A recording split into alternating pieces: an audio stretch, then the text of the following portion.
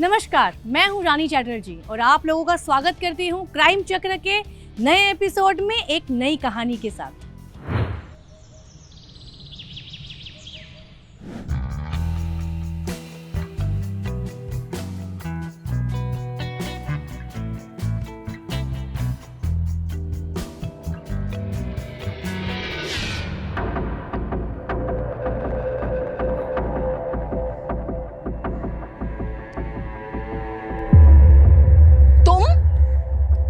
तुम्हारी हिम्मत कैसे हुई मेरे घर आने की?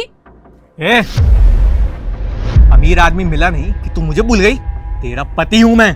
पति है नहीं, पति था। तलाक हो गया है तेरा मेरा। हाँ, तलाक तो हो गया है, पर क्या करूं, तुझे भुलाया नहीं जाता। तो चीज ही ऐसी है और तुझ पे पहला हक सिर्फ मेरा है। कोई हक नहीं है, और अगर आज की बात दिखाना यहाँ, नहीं तो क्या क्या करेगी? पुलिस को बुलाऊंगी। पुलिस में जाने की सोची भी ना तो तुझे वो तेरे नए आइटम को ना भगवान के पास पहुंचा दूंगा। वहीं लिखवाती रहना कंप्लेंट। तुझे चाहिए क्या? क्यों मेरे पीछे पड़ा हुआ है? मैं ना तुझे सुकून से रहते हुए देख नहीं सकता, और तेरे कारण ही तो मेरी जिंदगी बर्बाद हुई है। तुझे तो मिल गया नया लौंडा, पर मेरा क्या? दफा हो जाए यहाँ से, और तू भी दूसरी शादी कर ले जैसे तूने कर ली। ये औरत, अभी तो मैं जा रहा हूँ। तेरा हिसाब ना मैं जल्दी करूंगा।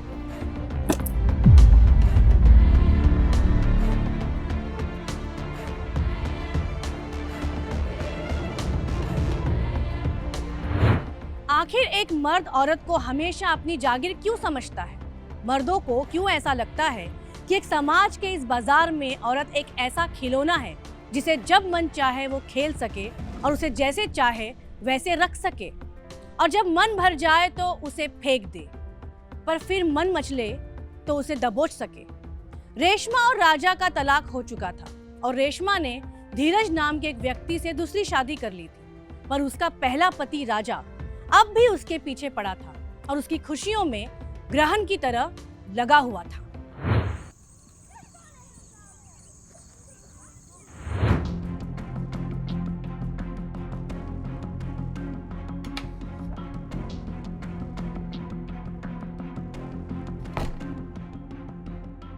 आज फिर लेट हो गया। अरे क्या करे, काम ही इतना है। काम के चक्कर में ना आप मुझे भूलते जा रहे हो। अरे तुम्हें कोई कैसे भूल सकता है? तुम कोई भूलने वाली चीज हो? तो फिर काम में इतना रहोगे तो मेरा क्या होगा?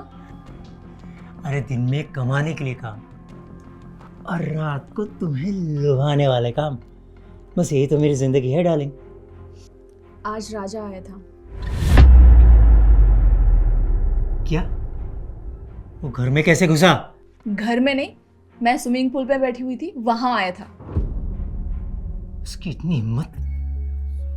दूर क्यों नहीं रहती तुम मुझसे? इसमें मेरी क्या गलती है? वो मुझे परेशान कर रहा था, और वैसे भी मुझे और आपको मारने की धमकी देकर गया है। उसकी ये मजाल, उसका कुछ करना पड़ेगा। उसे तो मैं बाद में देखता हूँ। खैर, आज अपना मूड खराब नहीं करते, उसको बाद में देखते।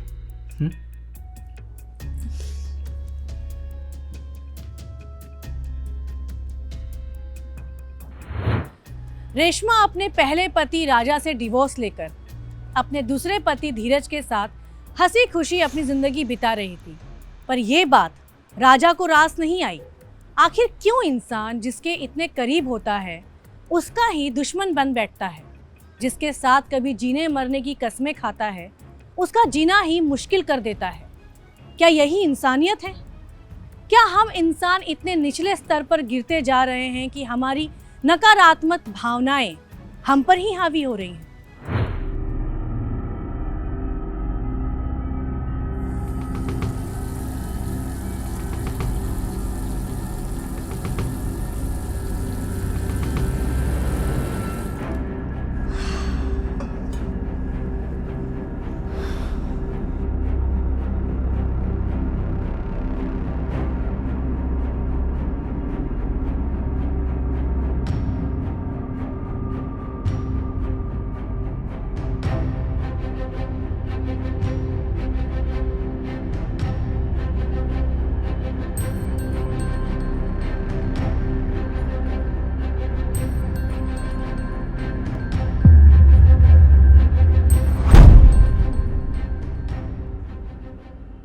तुम्हारी बड़ी याद आ रही थी।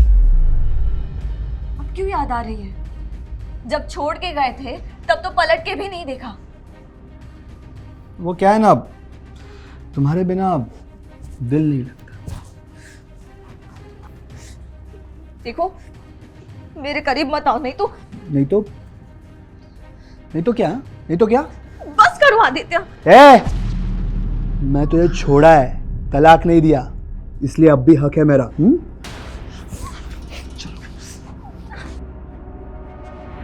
धीरज, राजा और रेशमा की कहानी के साथ ही आदित्य और लेका की भी कहानी एक साथ ही चल रही थी। क्या ये सब कहानियां आपस में एक दूसरे से जुड़ी थीं, या ये दोनों कहानियां अलग अलग जुर्म की दास्तानों को अपराध के धागों में पिरो रही थी? आदित्य का यूं अपनी बीवी के साथ जबरदस्ती करना भी एक अपराध ही था, पर शादीशुदा जिंदगी में चार दीवारी के भीतर न जाने कितनी औरतें रोज ऐसी जोर जबरदस्ती को चुपचाप सहन करके आंसुओं की चादर ओढ़े सो जाती हैं।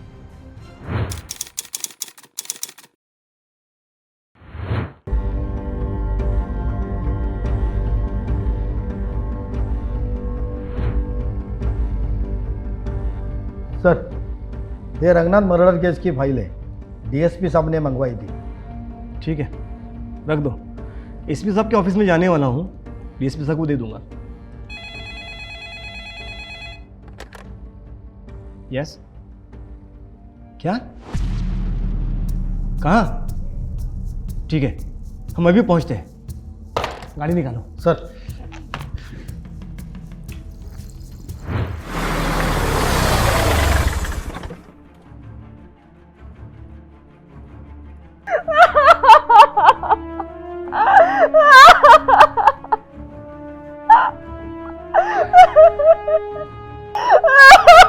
मैडम जी खुद को संभालिए और बॉडी को हाथ मत लगाइएगा, हमें बॉडी को चेक करना है।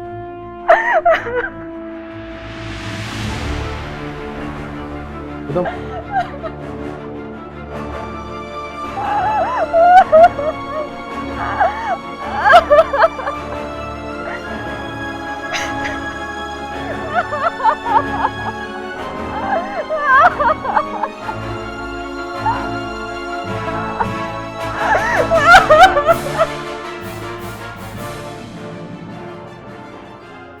सर, शायद सुसाइड है।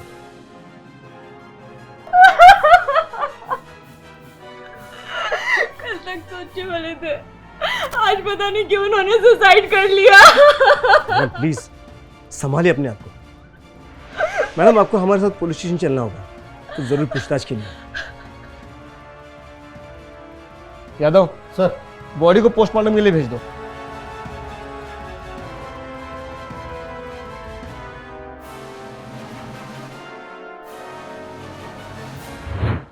धीरज का यूं अचानक से सुसाइड कर लेना, ये बात हजम करना आसान नहीं है। आखिर क्यों कोई व्यक्ति ऐसे ही बिना वजह सुसाइड कर लेगा? खुद की जिंदगी खत्म कर लेना कोई आम बात नहीं है। इंसान किस हद तक मजबूर होगा जो उसने ईश्वर की दी हुई इतनी अनमोल जिंदगी को खुद से ही खत्म कर लिया? या फिर इसके पीछे कोई साजिश थी? आखिर ये आत्महत्या नहीं है तो आखिर क्या हुआ होगा धीरज के साथ? आइए देखते हैं आगे की कहानी में। रेशमा जी, प्लीज आप शांत हो जाइए। हमें यह बताइए कि ऐसा क्या हुआ था जिसकी वजह से आपके पति को आत्महत्या करनी पड़ी? सब कुछ ठीक चल रहा था। इन्होंने कहा कि इनके कुछ दोस्त आ रहे हैं घर पर पार्टी करने के लिए।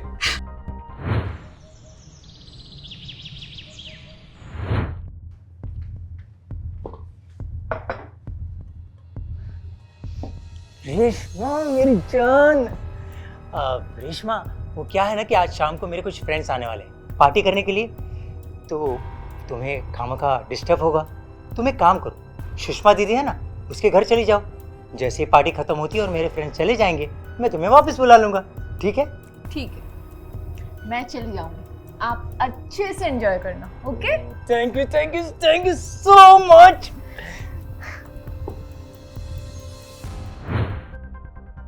फिर मैं सुषमा दीदी के यहाँ चली गई। बहुत देर तक इनका कॉल नहीं आया तो मैं वहीं रुक गई। सुबह आकर देखा तो उन्होंने जहर खाकर आत्महत्या कर ली। आत्महत्या करने की कोई वजह, मानसिक तनाव या कोई मसला? जी, मानसिक तनाव ऐसा तो कुछ नहीं था, लेकिन हो सकता है मेरे एक्स हस्बैंड। Ex husband? जी, धीरज से मेरी दूसरी शादी थी।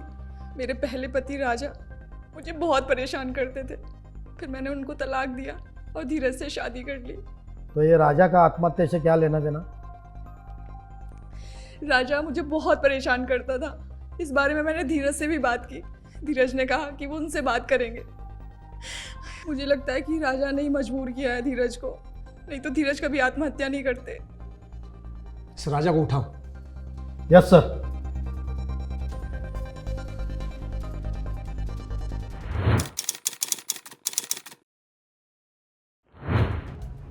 राजा चल, अब सब कुछ सच बता दे। क्या मतलब सर? आप लोग मुझे यहाँ क्यों लाए हैं? मैंने क्या किया है? धीरज को जानते हो? कौन धीरज सर? हाँ सर, वो मेरी पहली पत्नी का दूसरा पति था, मतलब है। था? इसका मतलब तुम पहले से जानते थे कि वो अब इस दुनिया में नहीं है? क्या बोल रहे हैं सर? मुझे कुछ नहीं पता। तुझे हिंदी समझ में नहीं आती क्या? दूसरी भाषा समझाओ क्या? मेरा कहने का ये मतलब था सर, मुझे कोई आइडिया नहीं इस बारे में। आइडिया नहीं था? आए दिन तू रेशमा को परेशान करता था, उसके पति को परेशान करता था, इसके लिए उसके पति ने आत्महत्या कर ली। बोल! वो तो सर मैं ऐसे ही। लगता है सर ऐसा नहीं मानेगा, इसे आड़े हाथ लेना पड़ेगा।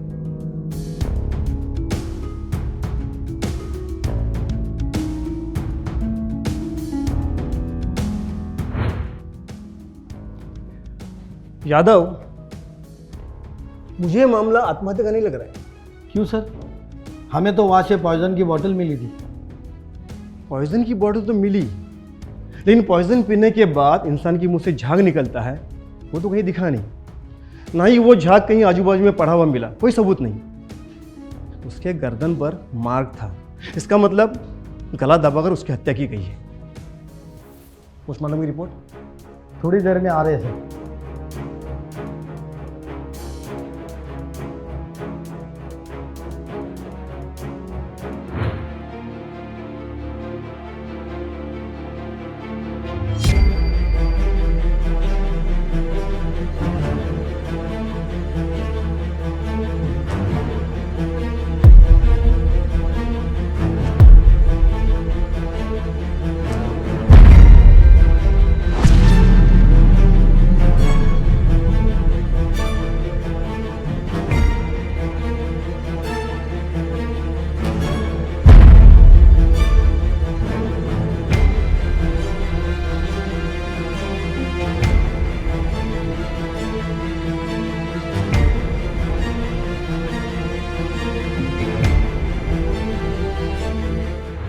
आखिर लेखा ऐसे चुपके चुपके रेशमा पर क्यों नजर रखी हुई थी?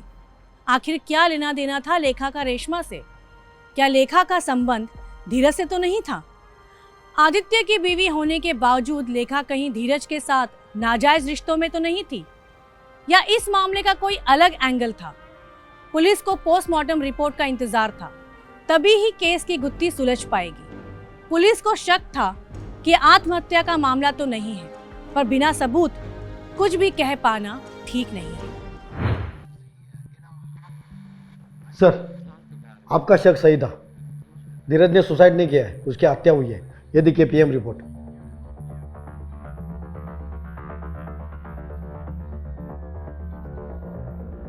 धीरज के गले पे निशान है, इसका मतलब किसी ने गला दबाकर उसे मार डाला है।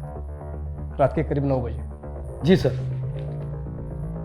पॉइजन के बोतल पर जिसके भी फिंगरप्रिंट्स मिले हैं उसकी मुझे रिपोर्ट चाहिए। धीरज के कॉल डिटेल्स निकालवाओ। धीरज जहाँ पर रहता था उसके आसपास जितने भी सीसीटीवी कैमरे हो उसकी मुझे फुटेज चाहिए, शायद कुछ सुराग मिले। और ये भी पता करो कि धीरज के घर पे उस रात कौन कौन दोस्त पार्टी के लिए गए थे। ठीक है सर, धीरज के दोस्तों का पता लगा दो।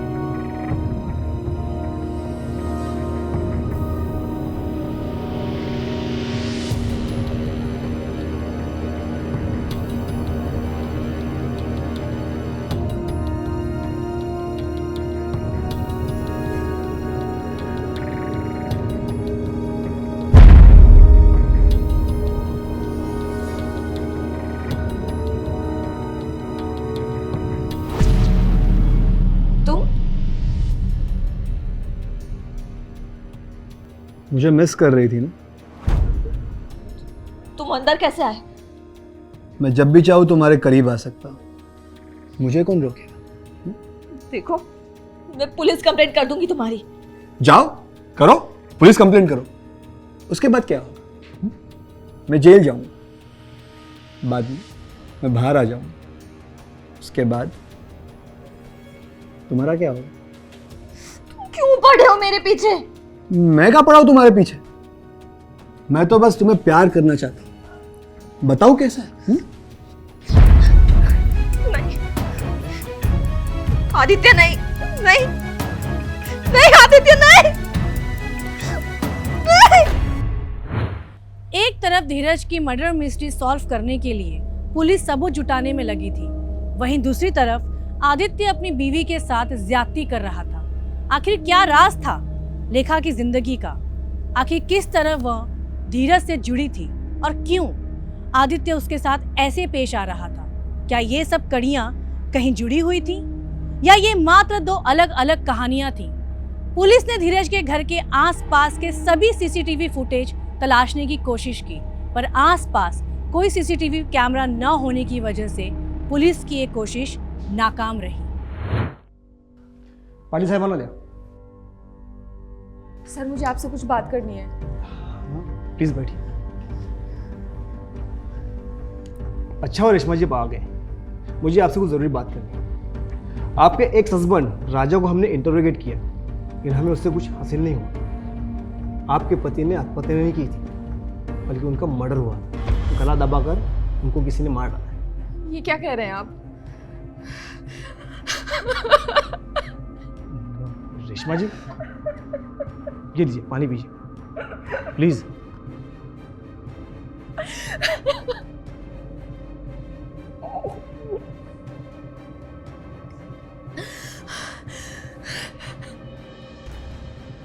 सर मुझे बहुत डर लग रहा है। कल मेरे घर के बाहर एक औरत मुझे छुप छुप कर देख रही थी और जैसे ही मैं बाहर गई तो वो चोरों की तरह भाग गई। अब बिल्कुल चिंता ना करें, हम उस औरत का पता लगाएंगे। हमें ये बताइए कि आपके पति के साथ उस दिन पार्टी में कौन कौन शामिल था? सर मुझे कोई आइडिया नहीं है। मेरे पति अपने दोस्तों के बारे में कुछ भी शेयर नहीं करते थे मुझसे। ठीक है, अभी आप जा सकती हैं। जैसे हमें कुछ पता चलेगा हम आपको इन्फॉर्म करेंगे।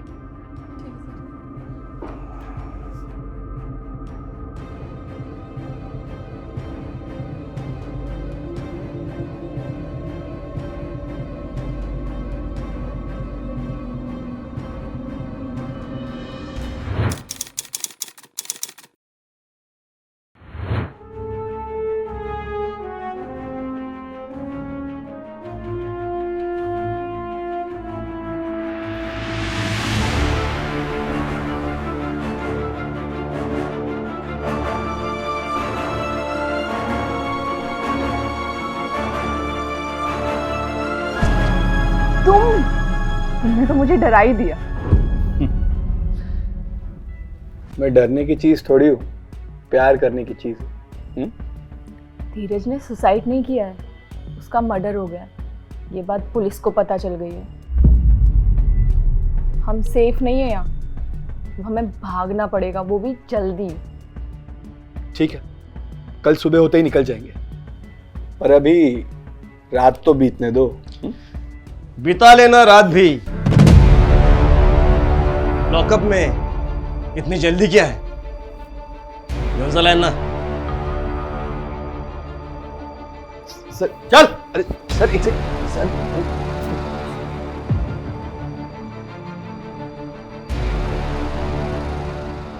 पुलिस इंस्पेक्टर के कहने पे पीएसआई ने धीरज और रेशमा के कॉल डिटेल्स निकाले। धीरज के कॉल डिटेल से तो कुछ पता नहीं चला। रेशमा की कॉल डिटेल्स में एक नंबर से बार बार बात हो रही थी और मर्डर होने से थोड़ी देर पहले भी रेशमा की उस नंबर पे बात हुई थी। वो नंबर था आदित्य का। काफी कोशिश के बाद धीरज के घर के पास एक सीसीटीवी कैमरा पाया गया, जिसमें आदित्य और रेशमा एक दूसरे से मर्डर के थोड़ी देर पहले ही मिलते पाए गए थे। और इंस्पेक्टर ने जो ग्लास रेशमा को पानी पीने को दिया था, उसके और पॉइजन बॉटल के फिंगरप्रिंट्स मैच हो रहे थे। तभी पुलिस का रेशमा पे शक यकीन में बदल गया। धीरज को क्यों मारा? बोलो। सर, मैं और रेशमा एक दूसरे से प्यार करते थे और रेशमा की धीरज से दूसरी शादी हुई थी और मैं भी अपनी पत्नी से अलग रहता था और हमारे प्यार के बीच में सिर्फ एक ही कांटा और वो था धीरज। उसे मारे बिना हम एक नहीं हो सकते। इसलिए उसको रास्ते से हटाने के लिए उस रात हमने उसकी चाय में बेहोशी की दवा मिला दी और जब वो बेहोश हो गया तो आदित्य ने रस्सी से उसका गला घोट दिया। मैंने चाय में बेहोशी की दवा मिला दी है, वो चाय पीकर बेहोश हो गया।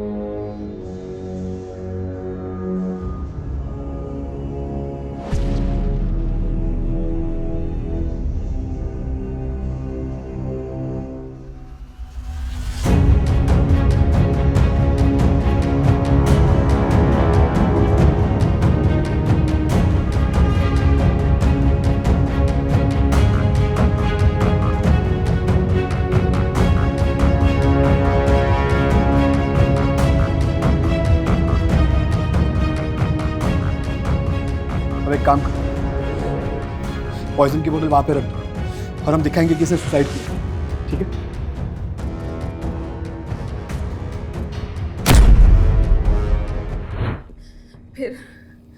फिर पॉइजन की बोतल हमने बाहर रखी और सोचा कि इसको सुसाइड डिक्लेयर कर देंगे।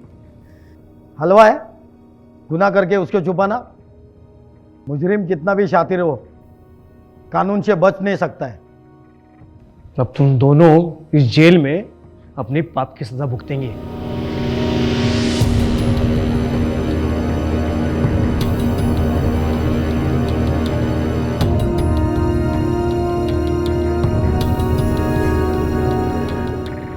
एक तलाक होने के बाद भी दूसरे पति के होते हुए एक प्रेमी रखना, ये रेशमा की किस तरह की मानसिकता थी और अपनी पत्नी लेखा को दर्द देके रेशमा से प्यार करने का आदित्य का एक कैसा पागलपन था।